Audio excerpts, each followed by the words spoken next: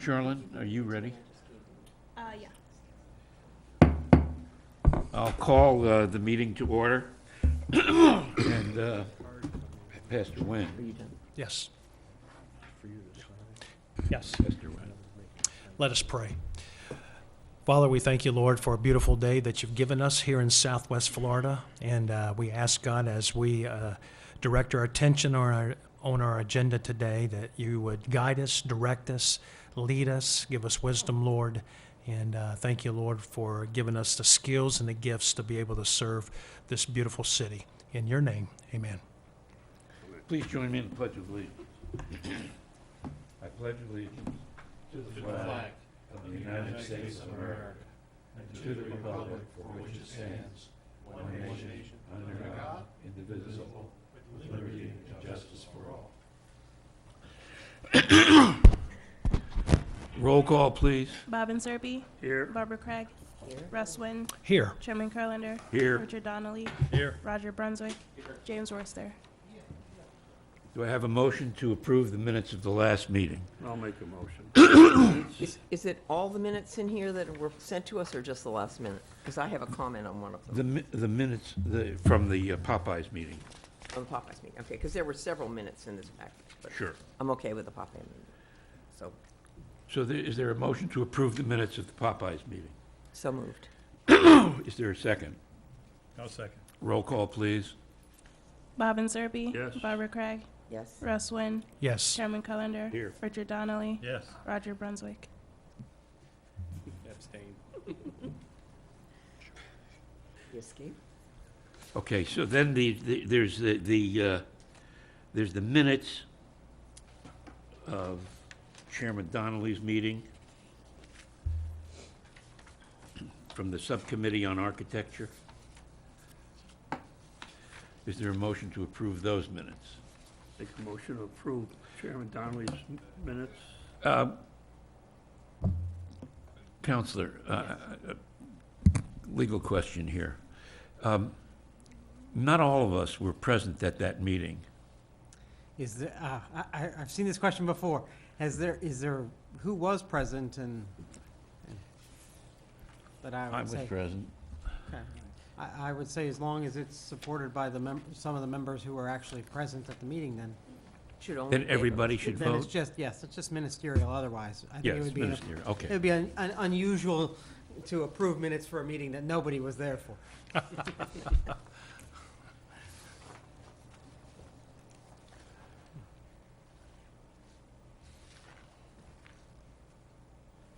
Is there a motion to approve those I minutes? made the motion. Is there a second? And you were there, right? Is there a second? I didn't hear it. Oh, Your my underwear's too tight, Roger. We're all here, but we're not all there. There's I'll a go- second. I'll go ahead and second. Roll I wasn't call. there, but- I'm so ashamed. Roll call, roll call. Bob and Serby. Yes. Barbara Craig. Yes. Russ Wynn. Chairman Carlander. Yes. Richard Donnelly. Yes. Roger Brunswick. Abstain.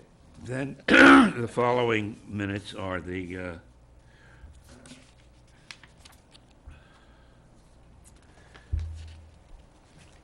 this is the minutes of Tuesday, December 18th of the entire board. Is there a motion to approve those minutes? I'll make a motion. Is there a second? Second. Roll call. Bob and Serby. Yes. Barbara Craig. Yes. Russ Wynn. Yes. Chairman Carlander. Yes. Richard Donnelly. Yes. Roger Brunswick. Yes. Then there's the January 3rd meeting of the Architecture Committee. Do I have a motion to approve those minutes? There's a motion, is there a second? Roll call. Bob and Serby. Yes.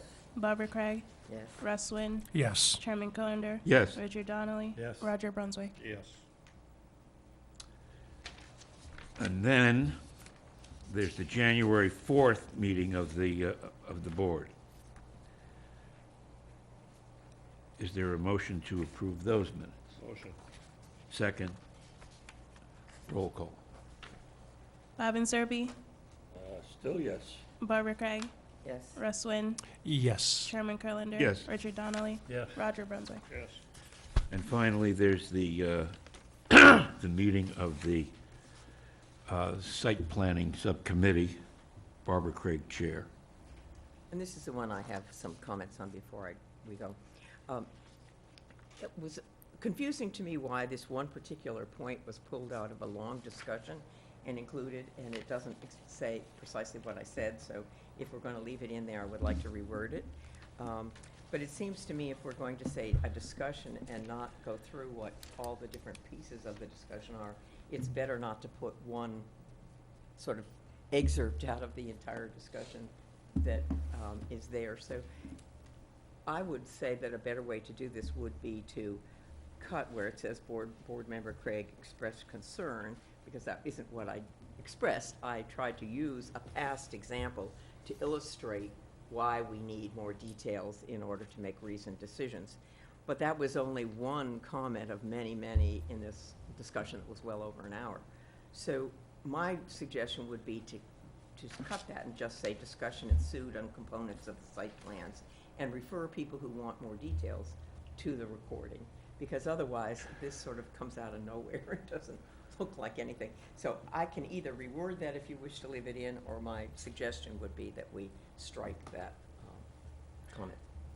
So is it your view that we should strike everything after the second sentence? I think we should strike the sentence that says Board Member Craig expressed concern over the Hyatt Hotel's chlorinated water to the end of that thing, and then just say Right. discussion, leave in discussion ensued and components of site plans that should be included in applicant supplemental requirements, because that was what the discussion was Okay, about. so we're going to strike the, of that paragraph, we'll strike the second Second sentence. and the third sentence. No, I don't think you have to strike the third one.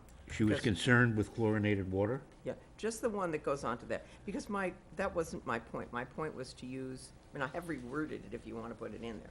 My point was to say, here's an example in the past. Right. When information was not provided to the zoning board or the council to allow them to make a reasoned decision on a record as required by our law, our Thank own ordinance law. Okay. And so that was a reason why we want to move in this direction of asking people who are bringing an application to us to provide the necessary information so that we can make those reasoned decisions on all the components, which in that case included, would it have a negative impact on the environment? And that, my point was, you could not make that decision because you didn't know where that 300,000 gallons of chlorinated water was going to go when it needed to be empty. And I mean, it was just one point in a long discussion, so if it's okay with all of you, I would think that the better approach would be to just simply say discussion on the site plan requirements ensued, and then leave people to go to listen to the full discussion if they wanted to, and then they could put that point into the context of the other things that were being said. As amended, is there a motion to approve? So moved. Second? I'll second. Roll call. Bobbin Serby, Yes. Barbara Craig, Yes. Russ Wynn, Yes. Chairman Kurlander. Yes. Richard Donnelly. Yes. Roger Brunswick. Yes. So we're at the point of the meeting where we ask for public comments. Is there any public comment? There being none,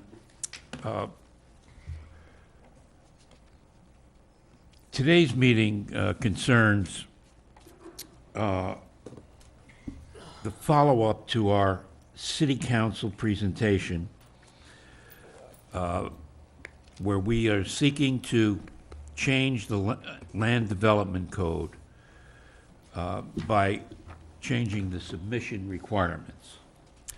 We formed 3 subcommittees: architecture, site planning, and landscaping, to deal with those issues. Those subcommittees have met, and we're here to discuss the work of the subcommittees and further submittals to the city council.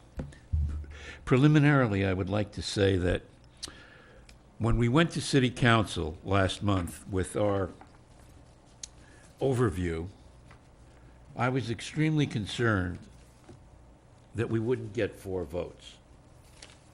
It was just the atmospherics of the city council, what was happening. We got 7 votes. And I think that it was for a number of reasons. One, all of you asked me to write a letter to the city council on an unrelated matter.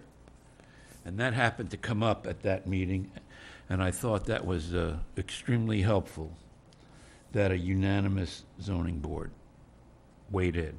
Second, we had a lot of support from outside groups for the work we were doing.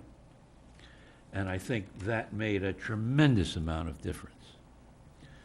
And finally, the fact that we showed up at the meeting, most of us, but we were, again, unanimous in bringing forth a proposal we all agreed on. I think that the lesson here is, if we stay together on these issues, we can get a lot of things done. And our goal should be, or one of our goals here is, we each have to give a little so that we can get the bigger picture and we can finally get this resolved after a very long year of working on it.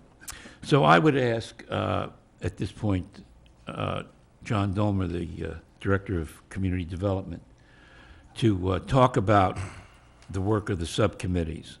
And I will ask at the conclusion of the meeting for approval by the entire zoning board of the work of the subcommittees. Good morning, Mr. Chairman. Oh, yes, sir. Can I say one thing? Please. I just want to personally thank everybody on the board, as well as John, Mike. The work, you know, and the time that we put into this is, it feels good to know that you've accomplished something. Without everybody chipping in, it never would have happened, you know? So I thank everybody on the board. John, Mike, guys, super. It's a pleasure working with you people. Good. Mr. Dolmer. Sir. Thank you. Mr. Chairman, you have a handout which basically outlines 2 things, the first of which are those items which are included on the green sheet that we took to council that started off this subcommittee process. Excuse me. And then underneath each of those, we have notes that came out of that particular subcommittee's discussion. A lot of those are going to be reflected on the screen as well, so we can kind of walk through and figure out what's going on.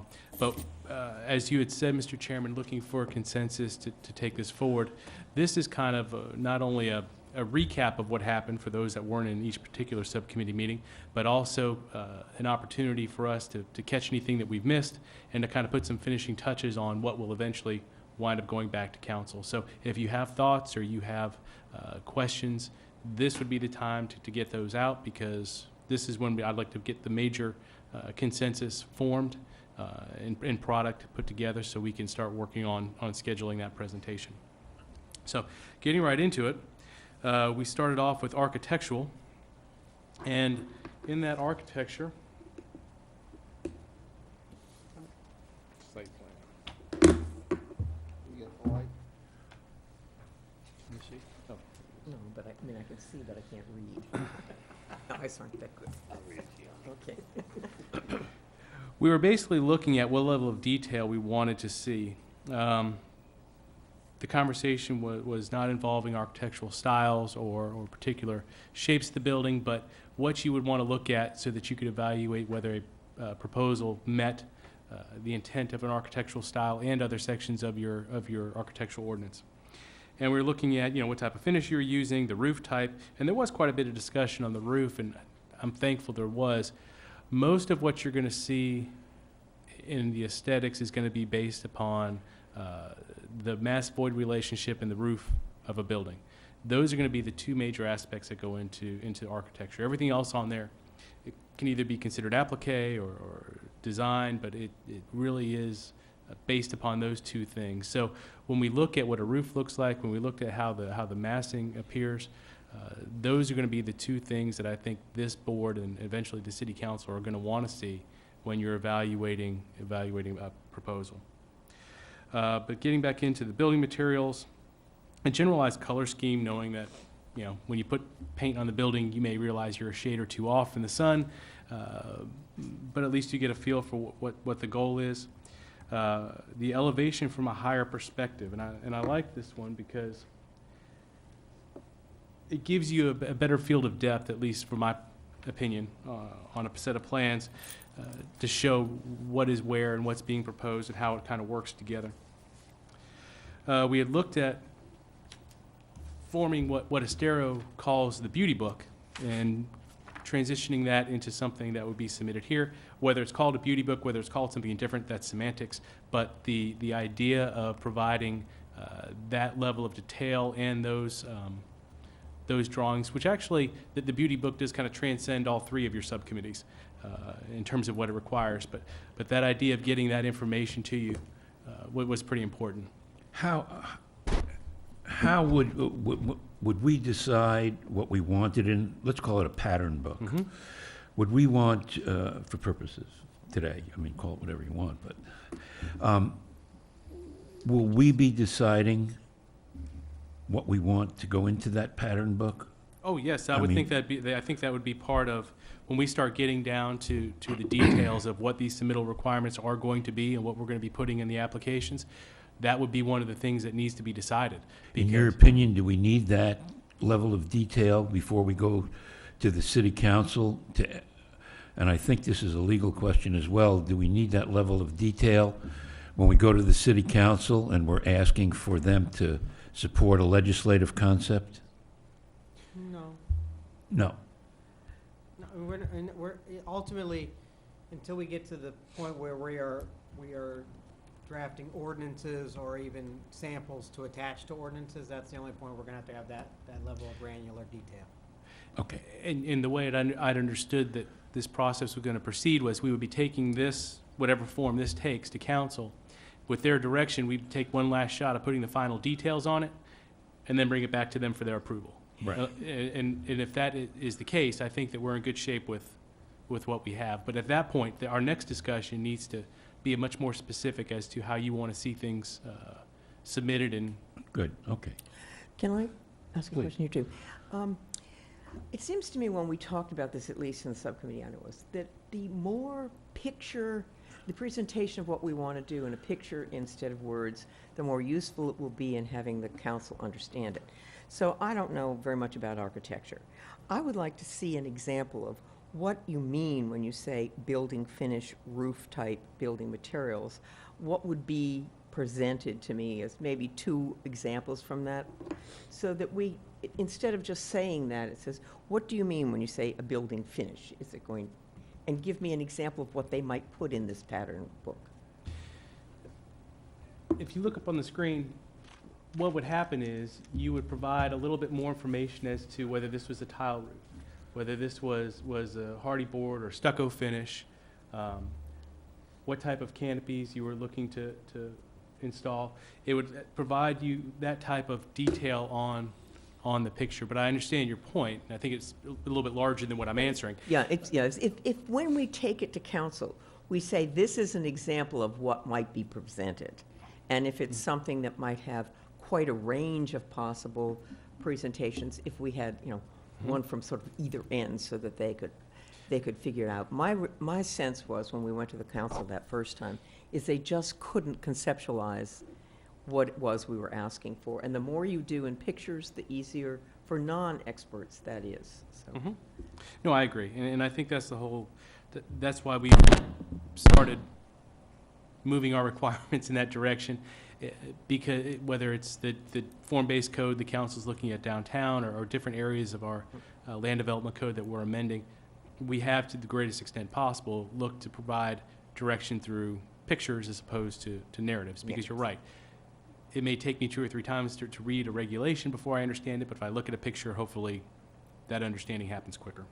And also, what I understand and what you understand is a little more consistent. Yep. Okay, so that really, other than the fact that we had talked about using the photos to superimpose the elevations, which I think gives you a good idea of how a proposed project would fit into the existing environment, those were really the topics of discussion.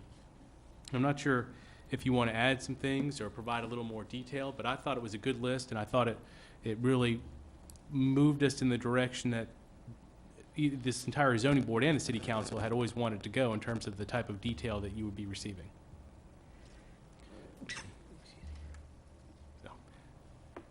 So I guess, do you have more picture representations of this list here, or is that something you have to develop? We would develop it. I don't have it here simply because we're recapping from that subcommittee, but if there's some things that you want to make sure are drawn out, or there's some more detail that you want provided, that's why we're here. So I don't have any problem going through, and you had talked about the roof and some of the other things. If you want to go into a little bit deeper of a discussion on those areas. John? Yes, sir. Mr. Chairman, I think I understand what you're saying. You would like to see as close to the final reality of what the project's gonna look like, at this stage. So, like the hotel in Naples you just showed, and we had some buildings in Estero, I believe, as I recall. I visualize that when that hotel on 3rd Street is finished, that's about the way it's gonna look. And that's what you're trying to get at for council. Well, what I'm trying to get for council is, I think we are doing a sales pitch to council to try to persuade them to change the ordinances to require these kinds of submissions. My observation watching council the first time we went with our long list was that they didn't get it. My reality since teaching is what I've done all my life, if you want somebody to understand something and support you, you're better off to go in with the best package to sell your product. And these kinds of pictures will help us. So the more we can do when we take this to council next time, to clarify what it is we expect a developer to put in the book, the more likely we are to find that support to pass this and put it into law. So I think if we,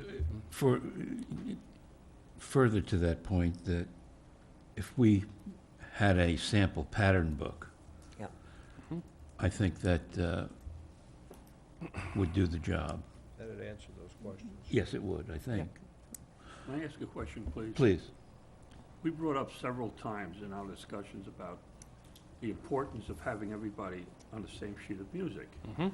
And I think it was brought out several times that city council, and I was gonna be notified, to sit down with all parties concerned so that everybody knows that they're on the same sheet of music. I haven't heard anything since. Has city council come back to us and said, we'll take the time out and sit down with you so we know what sheet of music you're on, so that we can join you? Well, I It's think what important. I think If what they you're gonna, I think what they we had an opportunity to present to them, and we went before them, and they approved our framework. And a lot of this material was in the framework. There's two areas that I think that there's been concern with the coordination, and on both areas, I think there's been a lot of progress. One was for particular cases and recommendations. And I think that there is, based on the letter and discussions, I think that there's a lot greater support and understanding of what you do and why you do it. And then also in terms of this amended submittal requirements, they have asked questions. They do understand where you're coming from. I will probably try to talk to several of them to make sure they understand what's coming before them Right. and why. So that way, you're right. You want everybody understanding what they're presenting. They may agree or disagree, but you at least want everybody to understand the same perspective. exactly. So that, I understand that, and we'll work towards making sure that happens. Thank you, Mr. Domer. Next. I'd like to sort of remind the group here that what we're talking about is conceptual drawings. And we've talked about this in the past, about the process of how you develop drawings to get to the final product, and that there are 3 usual steps along the way that you go through. One is, the first step is that you come up with a concept of what the architectural vision will be, and that's what we're dealing with here.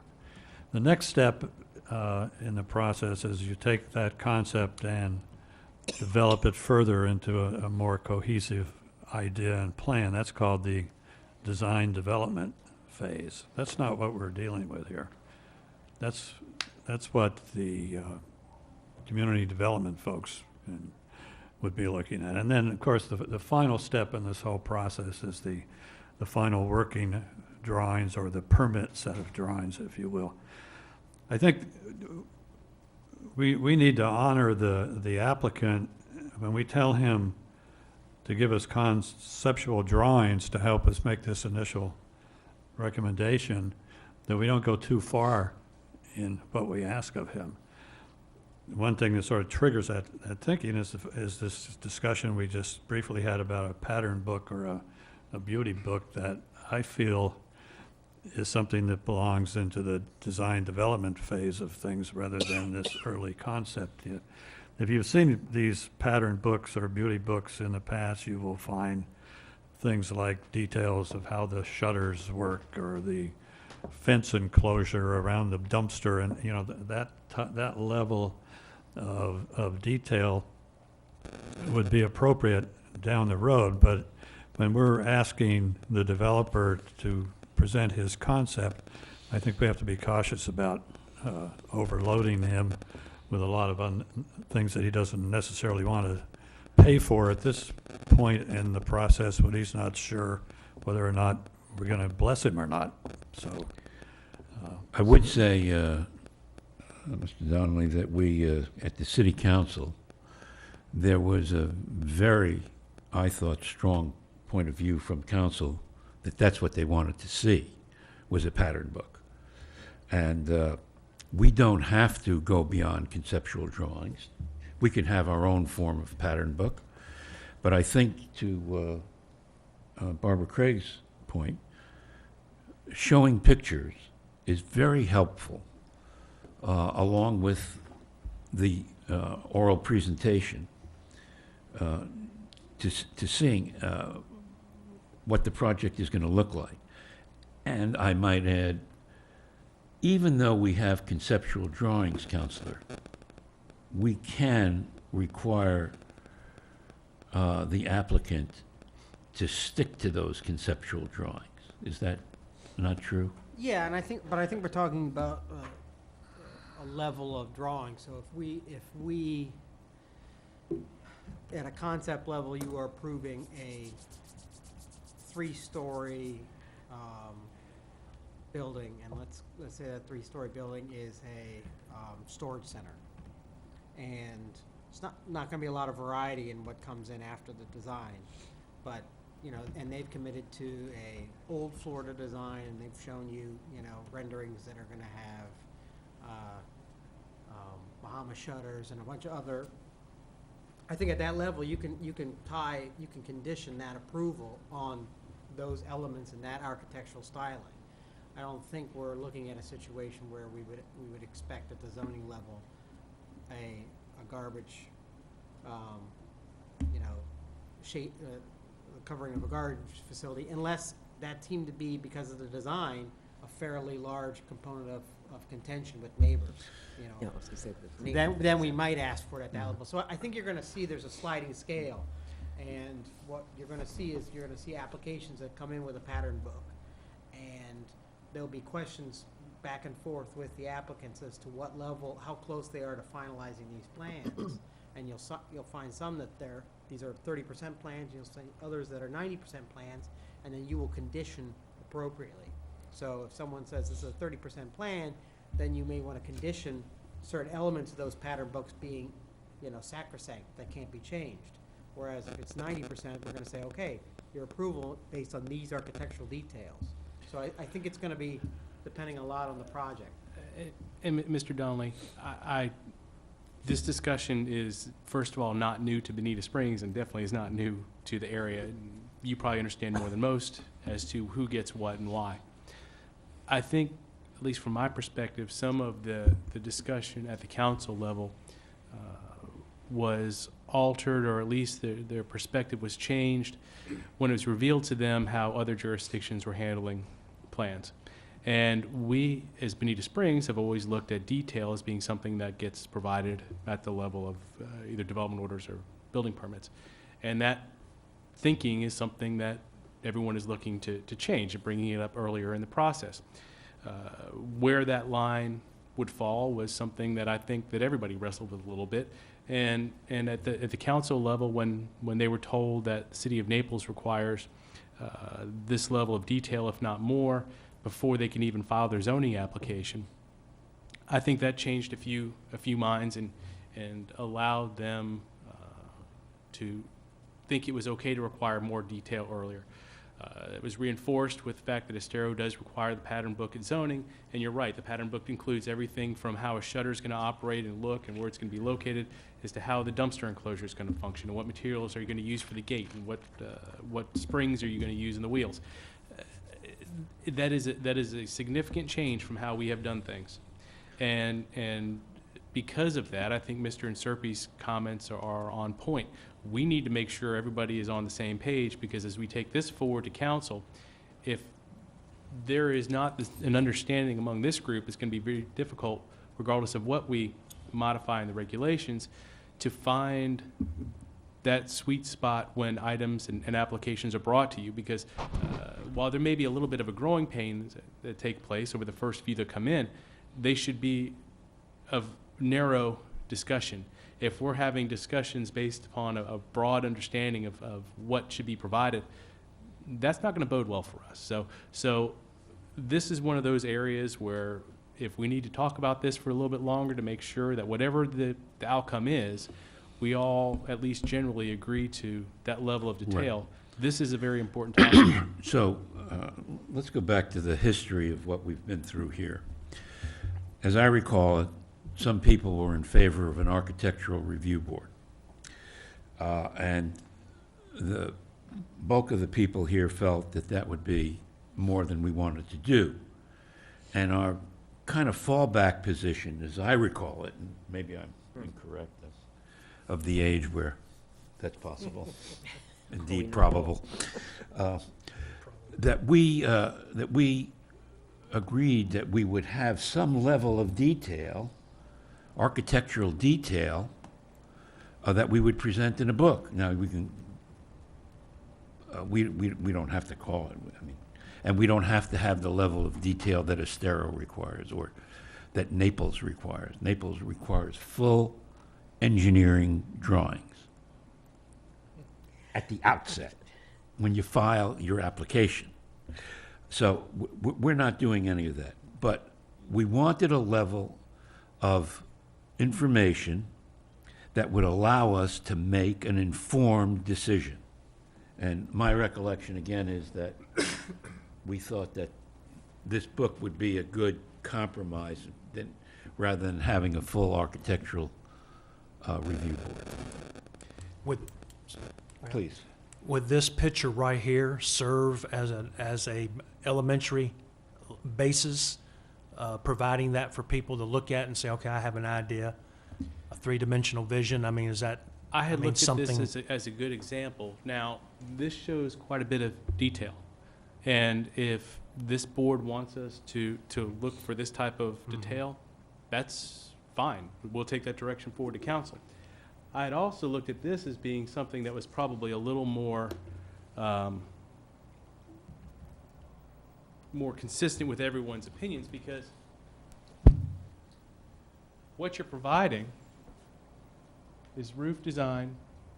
Now, this copy doesn't show that there was actually a little more clear when it was on paper, but you could see arches, storefronts, building entries, a general landscaping plan, and you would also see on the site plan as a whole where those perspectives were that they were coming from.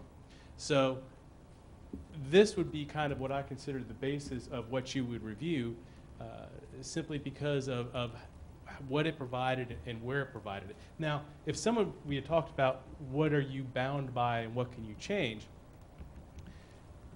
if for some reason the tenant for this storefront wants to shift and have their entry feature closer to the corner, it doesn't necessarily change the style, it doesn't change the massing, it just changes that one area. So the thinking was, that minor changes in how that would function would be okay. But if someone wanted to come back in and completely either shift architectural styles or completely shift from a multi-tenant building to a single-tenant building, which would obviously bring in some factors, then they would come back in for additional approval. But we would try to the greatest extent possible, write in some common sense so that tenant demands or allowable use changes, those would be things that somebody could do administratively. But when they came back in, if they wanted to add or modify uses, or if they wanted to modify the building in a way that was going to impact, one, how the architecture was going to play out, and two, how the massing and scale would play out, those would, generally speaking, be the areas that would need additional approval from you and from the city council. Is that everyone's thinking, or am I alone? Well, Yep. can I ask a question on this? Well, it seems to me that having both of those drawings is more useful than having just one or the other. Because ma'am. one, at least as a novice, it looks to me like it's providing aesthetics to you. What is this going to look like?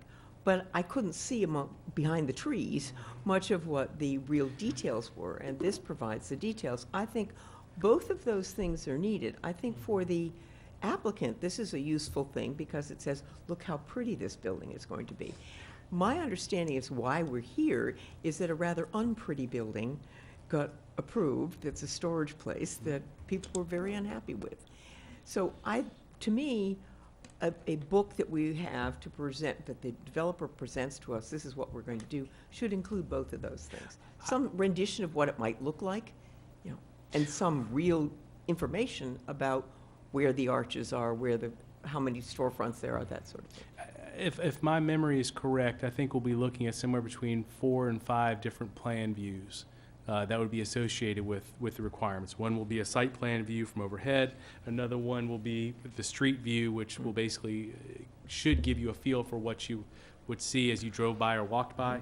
A third would be just more focused on the architecture. And then a fourth would be to show access both for vehicles and for pedestrians and multimodal access. And that's just what we've come up with so far. The way this lays out may require maybe 1 or 2 more. Well, now, would the aerial view that looking down include, because I remember one of the things we talked about was showing how this works in with surrounding properties.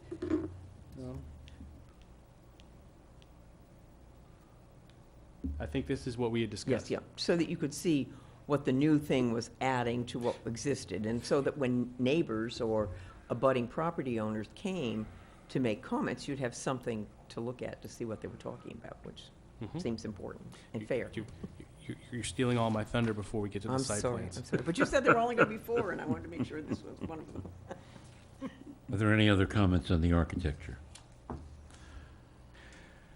Well, since we're in site plans, Before you start, because I have a comment on the site plan that's not in here. yes, sir. We have discussed, you and I, adding to this proposal a water management software program that, if it works properly, would provide us with an enormous amount of detail at a relatively modest cost.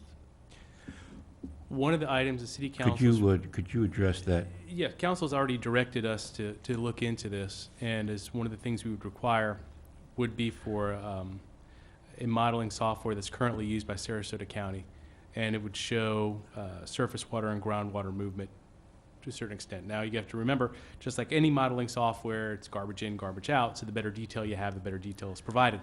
Do you know where they get their detail from? Is it, It's are they local maps, FEMA maps? Where do they get their?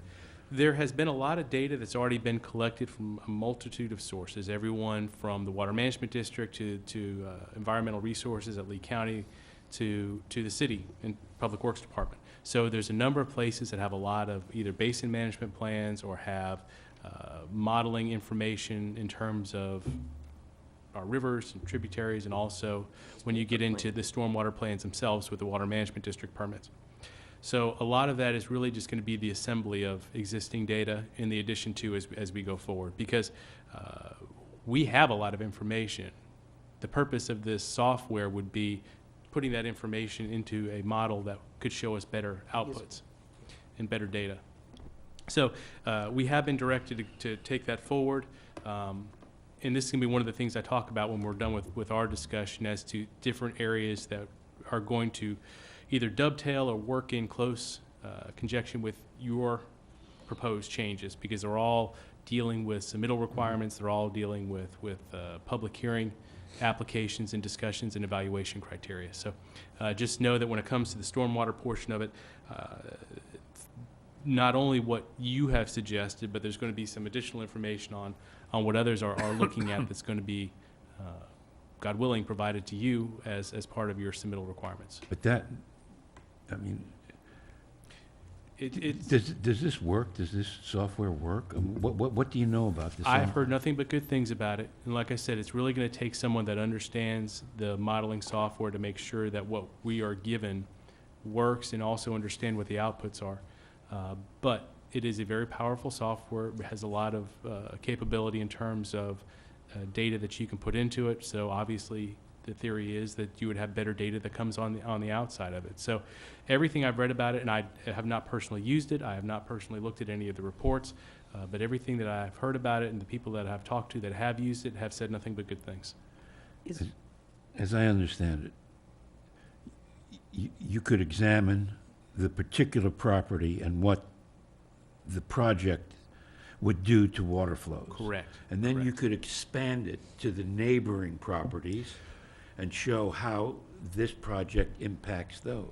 And then you could expand it still further to the entire city to show how the water, and if it works, we would finally have a tool that gives us Correct. what the real impact is. What we would be looking at right now, because we would still have to assemble a lot of that data that exists and also create a little bit more of our own. How much of that's existing, how much we'd have to create, I would let somebody that actually has to plug these numbers in tell you. But I think that we do have a good portion of it. But we would start with a model that shows a property. So if I'm coming in to rezone a particular piece of property, I'd have the model that shows how much historical flow goes through that property, what I'm planning to do with that water in terms of storage and discharge.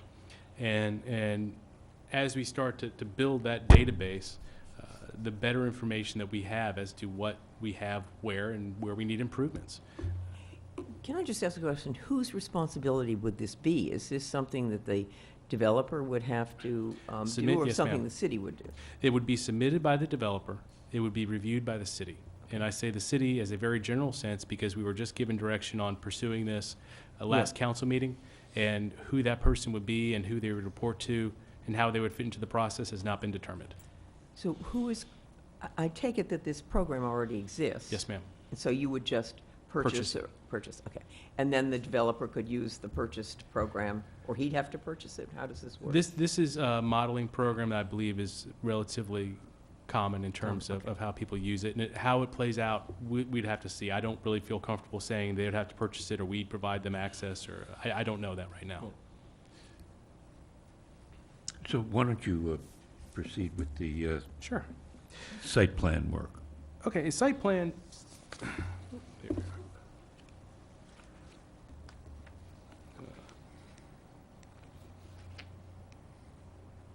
This is under landscaping, but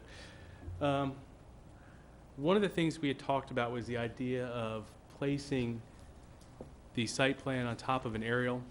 This also kind of goes with placing the elevation in front of a photograph so that you can see how the proposed project will fit into the existing area. And what you can see here is access points that they'd have for vehicles, and how they would relate to the site and how you would get to there. And also where the proposed buildings would be, where the proposed parking is going to be, stormwater features, and what they would be adjacent to. Because one of the things that you will be looking at is the impacts on existing and planned development around an area. And this makes that a lot easier. Other way. There we go. All right. So those are the items that we have discussed. This is generally how it's going to play out. And what you'll see on this plan, this is the exact same project that you saw before. So you would see essentially both of these plans. And this plan gets into a lot of the detail that has been a question for not only this board, but the council in the past. You want so many square feet of a particular use, you show me the parking's going to be in this area, but I don't know if it's going to fit. I don't know if it's going to work, I don't know how it's going to be laid out. This provides that detail. And so you would be able to look at the exact number of spaces that someone would be providing, where they'd be located, where the square footage of each of those buildings is, and how it would relate to each other. And there would also be, and we don't have it up here, but there would also be some cross-sections associated with that. When I say cross-section, I mean that you would be able to take a look at the building from here to here, or the project, and you would be able to see where the berm is, where the parking is, the height of the building, the height of the landscaping, and how it all relates if you were to look directly. Turning it this way. You were able to cut the project and just look into it. That's how it would appear. And that's going to be able to provide you with some additional detail, especially when it relates to what somebody will be able to see, how a site's going to interact not only internally, but with adjacent properties.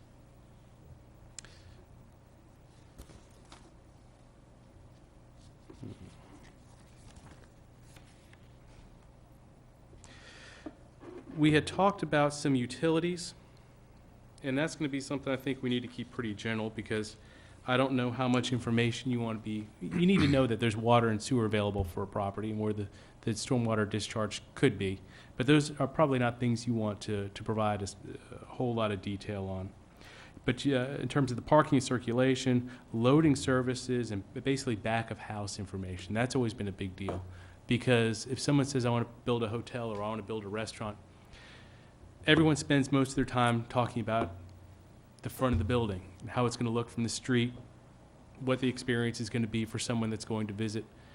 But what we don't spend a lot of time in, what we should spend more time in, is how does the service get delivered? Where do the delivery trucks park?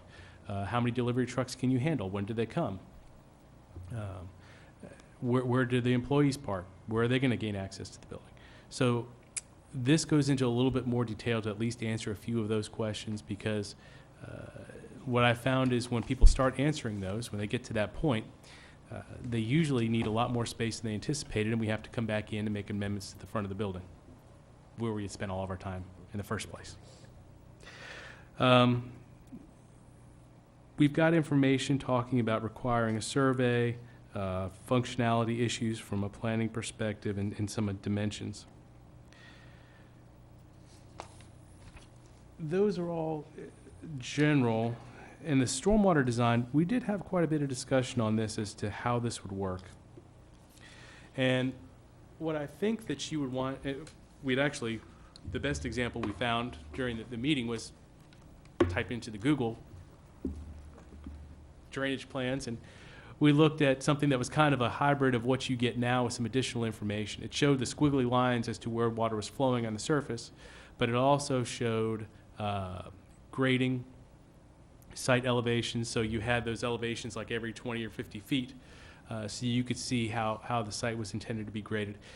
That's a lot of detail. I mean, you're getting pretty far along in your engineering plans if you know exactly where your high points are going to be in the parking lot. So I'm not sure if that's the lengths that we want to go. But in terms of providing you the level of detail you've asked for, that's really what we would have to require. So if you want to know how the water's flowing, not only externally, but within the site, and getting into catch basins or into inlets and moving to stormwater ponds, we can require that. But just know that you are getting deep into the world of engineering at the zoning level, and that is up to you. So explain that. So we're talking about planned developments here. We could have a planned development where there's a big impervious surface because of a large structure. And then we can have smaller residential things. Wouldn't we want to know what the stormwater impact is on those residential things? You would. The problem is when you look at planned developments, it's a zoning category and it's not a use or specific size. So that zoning category would catch everything from an 800-acre residential development all the way down to a 2.5, 3-acre CVS. And the impacts on stormwater are obviously significantly different. But I would argue that they're harder on the CVS than they are on the residential project because you have a lot less room for error. It gets very difficult, though, when you start modifying submittal requirements to say that a submittal requirement for one type of application is different than another, because where do you draw that line and what level of detail do you provide? So what we had looked at before, and I apologize, we didn't save the picture, but what happened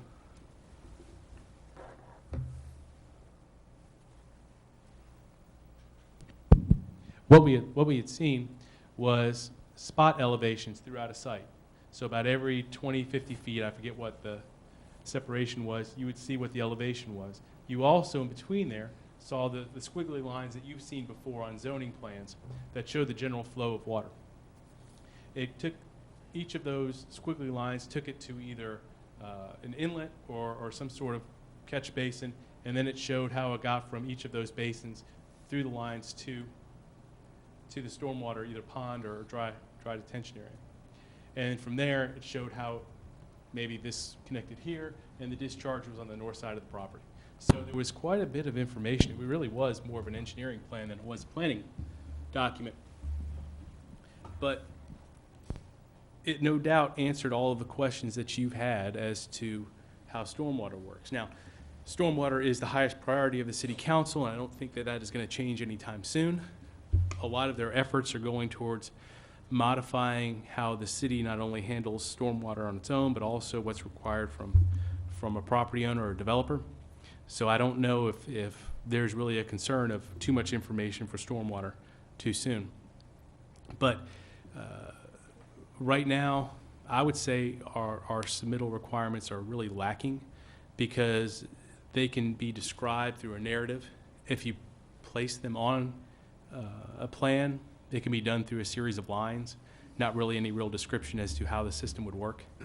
So I think that increasing your submittal requirements is appropriate.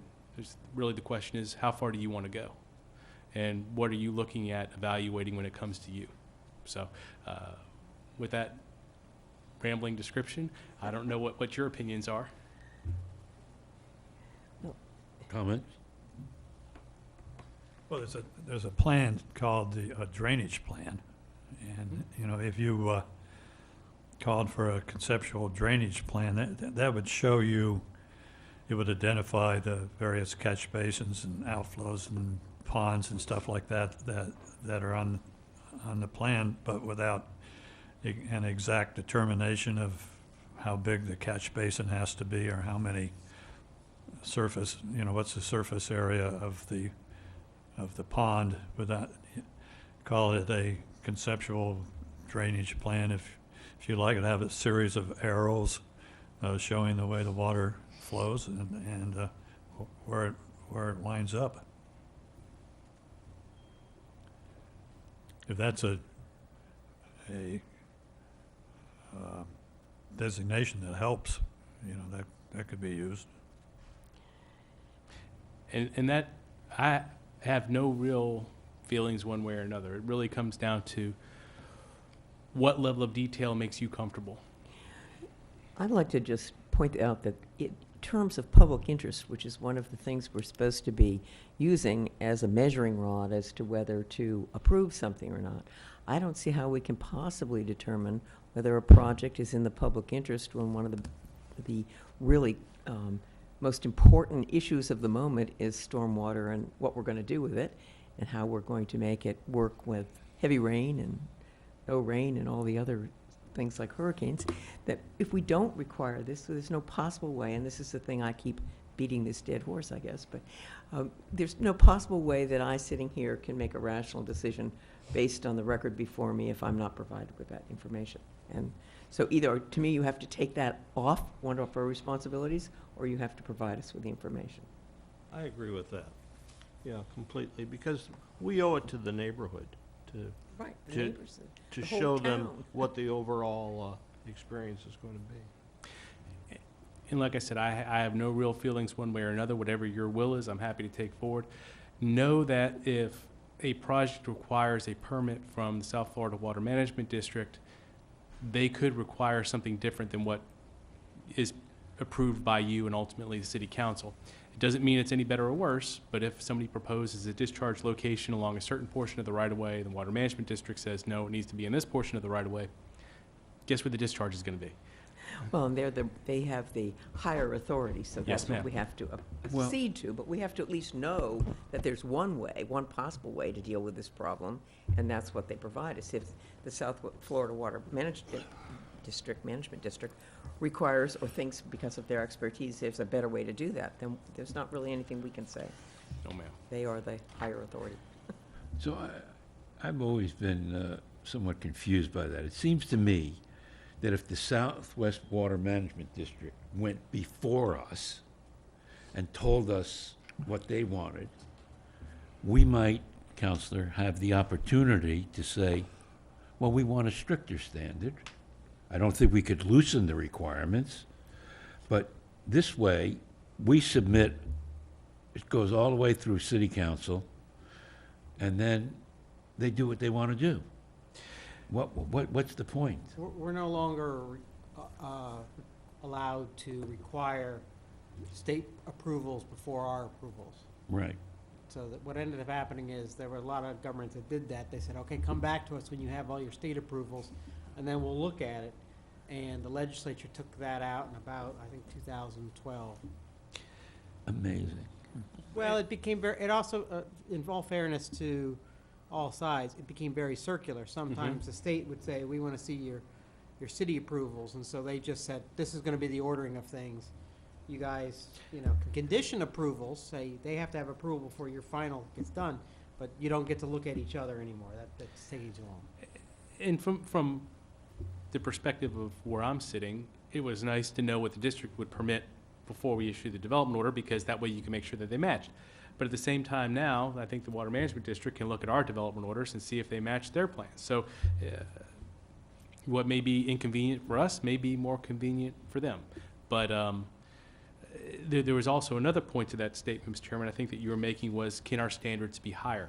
And yes, they are higher. Right now, our standards require 50% more area for water quality than the district requires. Since we've made that change, I think there's a handful of other governments that have increased their standards in one shape or form to require different things, either for quality or quantity in other areas, and the district has gone along. So we would obviously have to make sure that they were on board with whatever changes we wanted to make, but yes, we could make changes. Any further comment? Do you have anything further on the site plan? And No, then sir, we'll- not unless there's We'll any come back at questions. the end and we'll see if we're, so the final topic then is landscaping. And I just honestly believe this is the most straightforward of the three. Everyone has always listed where they're going to place their buffers and what type of buffer it is, whether it's a type D buffer, which is typically what you see along a right-of-way, or type A buffer between residential areas, whatever. They haven't really spelled out what it was. So what I think that we've looked at is providing a little bit more detail as to what would go into each of the buffers and how it would relate to each other. We also wanted to see entry features, which is not currently done, and lighting, fencing, but I think that kind of goes into the buffer area. But I think that the big thing was to look at what the landscaping was going to do to the elevation of a building. And where we were going to look at requiring the landscaping be placed in front of those elevations is a big deal. Because we've always looked at the two separately. We've looked at the landscaping, well, the neighbors don't want to see it, so obviously more vegetation is better. We've looked at the architecture of the building. You need to make certain changes, make it look a certain way. But what has never really been presented to this board or to the city council is, what is it going to look like from the street? And it really kind of goes back to what we had. The first one. Well, this is one view of it, to see how that building is going to look with the landscaping in front. So this plan obviously shows you that there's not going to be much of this building or much of the architecture that's necessarily visible, except for The roof line. the roof line of that portion. it makes a big deal when you're determining what the building needs to look like and how it's going to operate and what type of signs you're going to permit and how the site's going to function. When they present something like this with the planting, is that the planting after 10 years of growth, or the That needs planting to that they be- plan to put in? Our discussion was kind of left it as this board needs to figure out whether you want to see one or both, because you don't want to feel like you were deceived if you ask somebody to provide you the planting of where it needs to be maintained after 10 years. That's obviously going to be a lot more vegetation than that goes in on day one.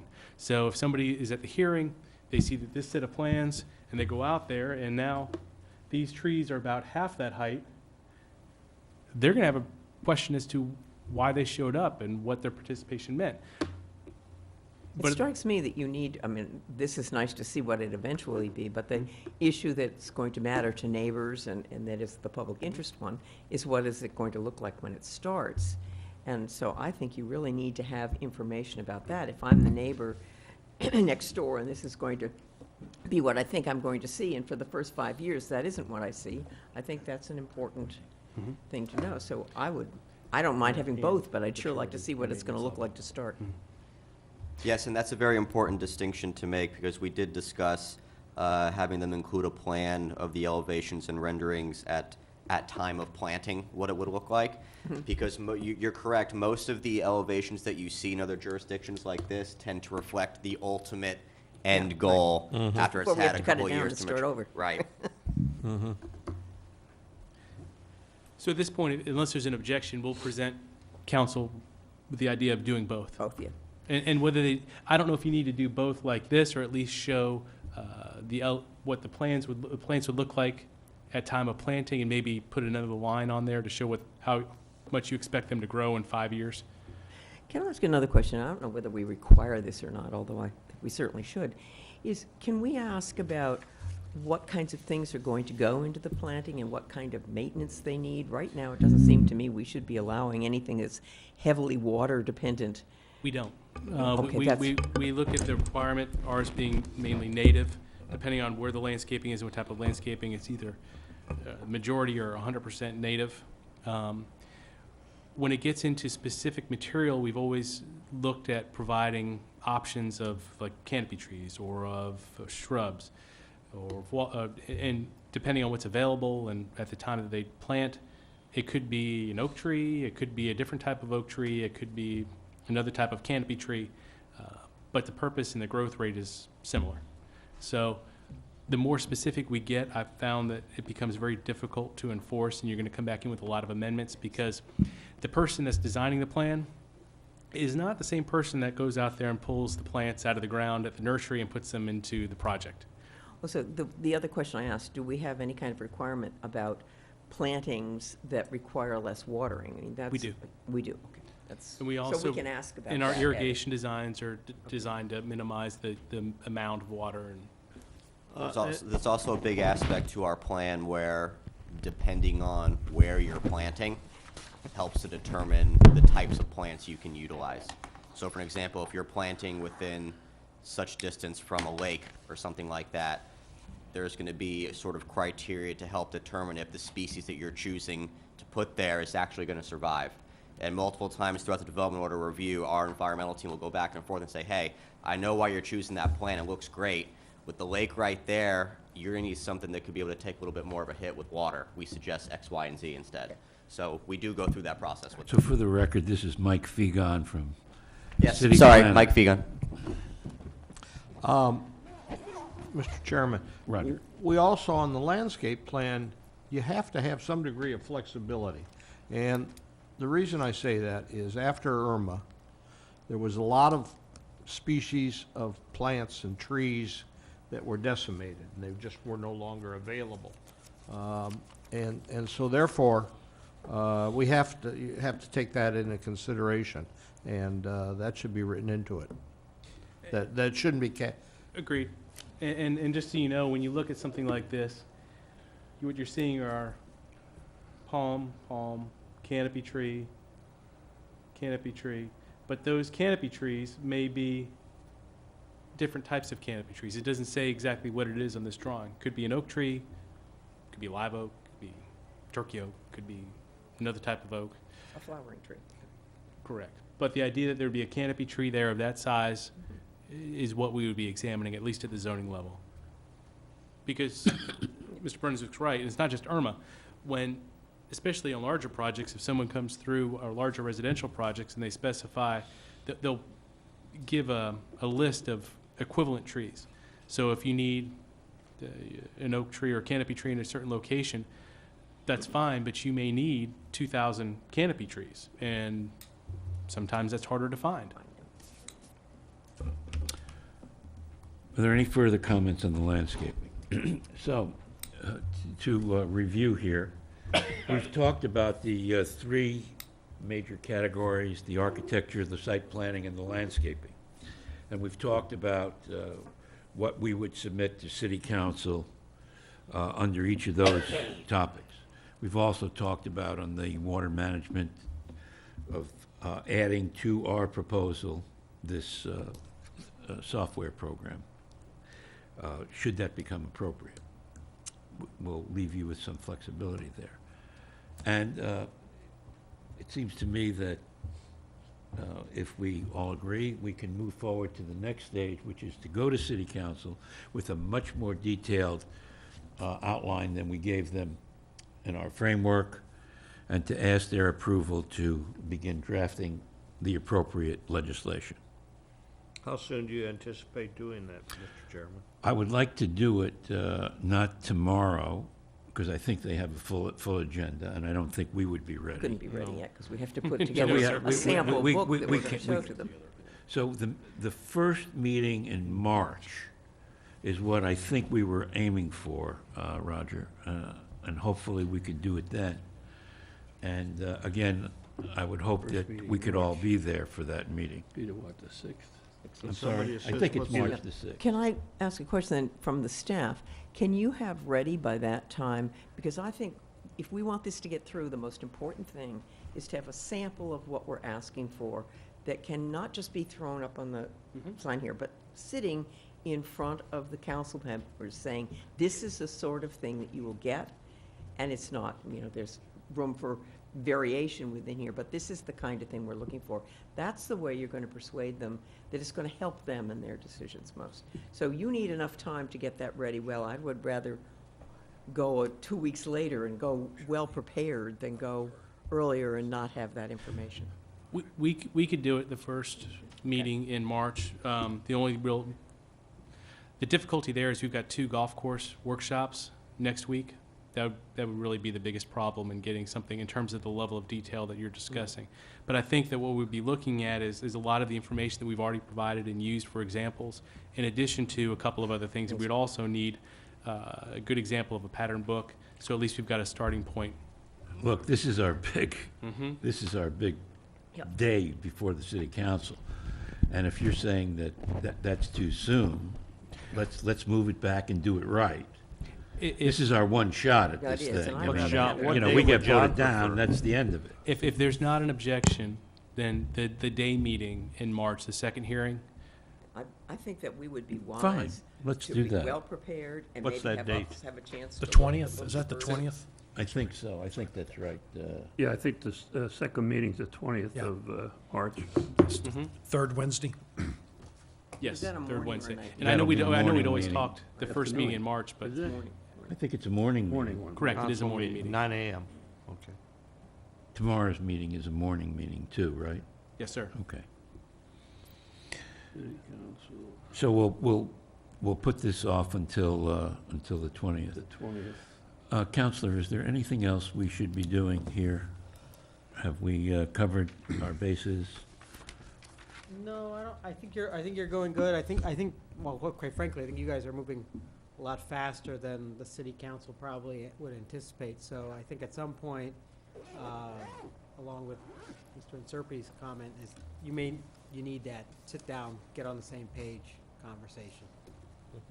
So you would recommend to us that we sit down with them before? No, I'd let all these go forward, but I Right. suspect what's gonna happen is as these go forward and they become finalized, that's when you'll start to see more public comment, and it'll be important to bring everyone to the table, to have that why you went through the process you went through, what your concerns were, so that the city council can be buffeted against any charges just showed up out of nowhere. Right. And I think that. I It think showed that's up very out of important. nowhere after a full year of Yeah. deliberations. Well, and we have actually had both a workshop to start and several presentations in front of the council. And I'm we've gone going off back with their experience. suggestions. Right, I get it. That's true. It just, I think that the point is that we as in these zoning board meetings and subcommittee meetings have gone into a lot of detail on a regular occurrence. Their level of involvement has been regular, but it's been a lot less detailed. Right. Do we need to meet before that council meeting to make sure that we have everything as we want it? Do we for our have a March presentation? meeting scheduled? Yeah, we do. We have it on the 19th. Right, So it's but the I day mean, before. is it, do we have a case, is what I'm saying? Not sure. Possibly 1 or 2 cases, yes. Okay, A lot's going to depend on what happens this week. so Well, Roger, I think, Why don't you, if you want to go through this beforehand, I wouldn't do, we could do like an hour-long workshop that just talks about the presentation. But you wouldn't need any more than an hour. I just don't know if you want to do it, especially the day before. That doesn't give you time to make much change if Well, I that's mean, necessary. yeah, I It's can make all a on change to a computers, so presentation, but the information we would have given the council would have already been given to them, and we wouldn't really be able to make much of an impact there. So if you wanted to have a discussion on it, maybe you start looking about 10 days before that meeting, maybe the 10th or so. That's a I don't have a Sunday. calendar. What is That's it? a Sunday. You don't have anything going on, do you, Do it on a Reverend? Sunday. Not on- I can get a guest speaker Sunday morning. Maybe we look, we could either do the 7th or 8th or 11th or 12th. I just don't think you want to go past the 13th, because the 13th is when they're going to try to get there. I like the 12th, I hate Mondays. Yeah, but that's 12? 4:30 before anything. What time is everybody available on the 12th? Is that On the 12th. What do kind of 9? day is it, a Tuesday? That's a Tuesday. Tuesday, yep. Yes, ma'am. Tuesday? Mornings? Morning? Mornings. Yeah. I mean, I'm available, as far as I know, I don't have my calendar with me. I'm available any old time, or I'll make myself available. I'm So gonna why put don't it we- down for 9 o'clock. I was going to say same time, 9 o'clock, the You're 12th. saying that the 12th? Yeah. And all we're going to be doing is having a quick discussion on the presentation to the council. that- Before we close, make sure you call me, so what did we just, I was, Oh, that's okay. We're gonna Preoccupied meet, here. tentatively, we've got it scheduled to meet On the on the 12th. Tuesday, the 12th, to go At over what the time? 9 final o'clock? presentation that the development office. okay. It so really, that- it's not going to be so much the presentation that I think you're going to want to comment on, but it's going to be the backup materials. The Yeah, packet. back And- in materials, that's it. It's Correct. Whether there is enough in there that we think to. Correct, make but it you'll sales. have everything that we have, so if there's comments on whatever it Try is. to anticipate some council's questions. Correct. Okay. So is there anything else? I have a question I would like to ask that I can't ask unless I'm in one of these meetings, so I wish to ask it. I received a communication from London Bay concerning their application, and they asked to meet with me individually, to which I responded that I thought that was inappropriate since this was a quasi-judicial hearing. And I sent that response to you, John, and to the people at London Bay and requested that you provide that to the rest of the committee. I know I can't, but is there any reason why you can't send the communication to me and my response, which I've said make a part of the record? Actually, I had printed out your statement, and it is part of the file, so Okay, that it but is can you included. provide it to the other members of this committee, or is there some reason? That's what I'd request. They all know now. Yes. Okay. And- I mean, and- I did, but I wrote a sort of explanation for why I did what I did. Barbara, we all received that. Did you really? Yeah, Okay. we all did. Well, they all received a request to meet. I don't think we all, You're not special. No? some I people, don't remember. I guess one of the things that's Did you? difficult when you serve on a I committee did. like this is Got you an can't email. have conversations outside a meeting like this.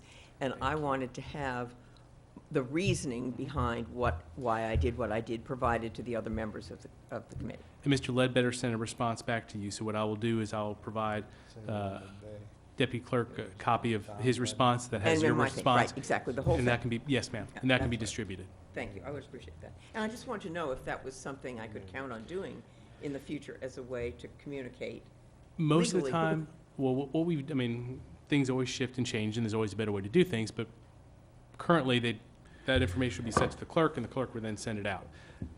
Doesn't have to always be the clerk, but that was at least the one place when everything went from that one source. Okay, We can do things differently if we need to, not a problem, but, but there's no problem in my asking for that? no, ma'am.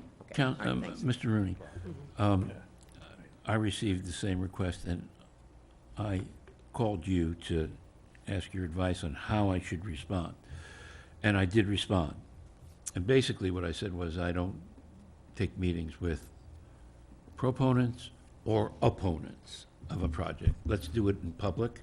Let's all, it seems to me that we kind of preclude the others from participating when we take a meeting and start offering counsel on what they should be doing.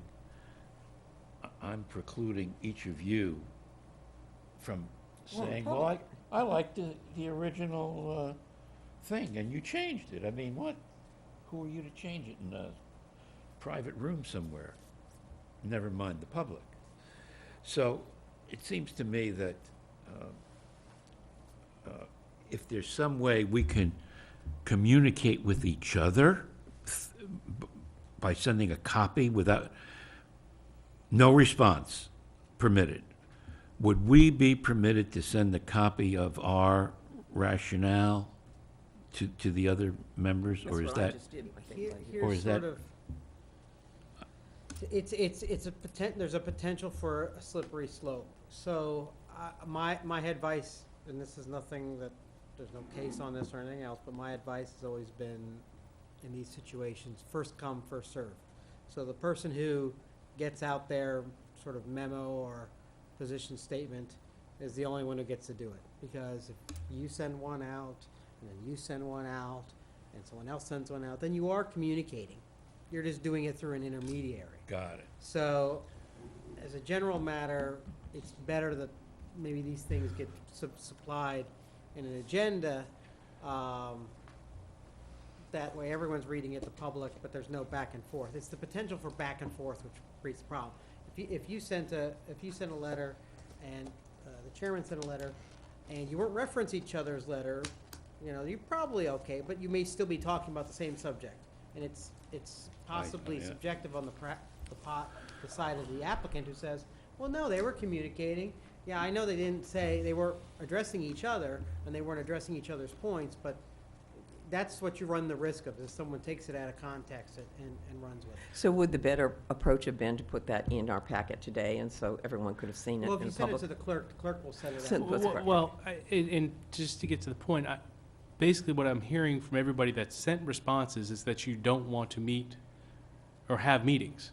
And so if this board doesn't want to meet with proponents or opponents, that's fine. You can just keep a general informal policy that that's not what you're doing. And if someone asks, I can let everybody know they're free to request a meeting, but the general feeling is that the board does not meet. That would be my desire. And at least that Make a would general keep policy. you from having to send. Yeah, Would you- well, exactly. And you could okay simply, with if that someone as a does send an general email policy? request, you can refer them to us, and I can provide them your informal policy. Because it would be an informal policy, it wouldn't be a. Right. Russ, are you okay with Yeah, that as an I am. informal? Yep. Barbara? And it doesn't, Definitely, obviously. and the thing is, for a particular case, if something comes up and you want to make an exception, that's fine. But as a general rule, I can simply inform property owners and also those that oppose a project that the board likes to have all information submitted at the time of hearing and make their decisions based in the public. Mr. Inserbi, are you okay with that? Yes, sir. Okay. So, there's a consensus here. Everybody's okay, and I think you can inform And that way, applicants, opponents.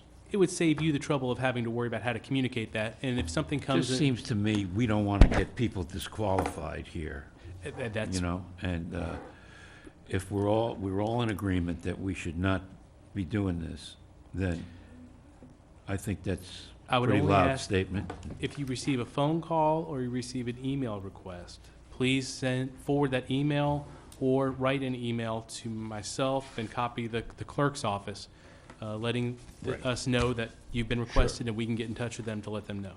Okay.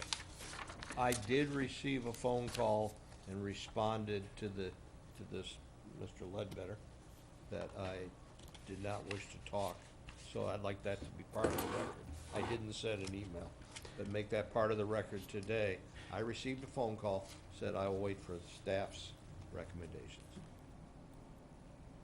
And I don't know if that rises to the level of needing a form, but No, we can do the form when we get to the actual application.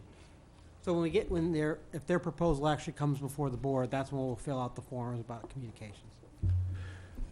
So there's one final thing before we have a motion to adjourn, and that is that we are losing Charlene, who is abandoning us for higher ground, shall we say, and better opportunities. And I know I speak for everybody, Charlene, in thanking you for your dedicated service. You've been extraordinarily helpful since I've been here, and I want you to know how grateful we all are. And with that, I'd like to recognize the vice chairman of this board, Mr. Inserpi. Where's she going? My dear, would you mind standing up for 1 second? Yeah, let's embarrass you a little more. Nah, hey, Well, you- On behalf of the zoning board, I'd like to thank you to you, wish you all the luck in your future. I know you'll be successful whatever you try, okay? So I'm gonna give you a kiss on you. Okay. Thank you, sweetheart. Thank you. I see we have some people there. If anybody would like to comment before we adjourn, if not, Mr. Chairman. there's no need to comment. If you want me to identify myself. No, I don't need you to do that. I mean, you're fine. No. One last thing before I forget. There are some other changes that the council is looking at making in terms of their submittal requirements and evaluation criteria. And at your next discussion on the 12th, when it comes to like the modeling software, they're also going to look to require as-built plans when a project is completed.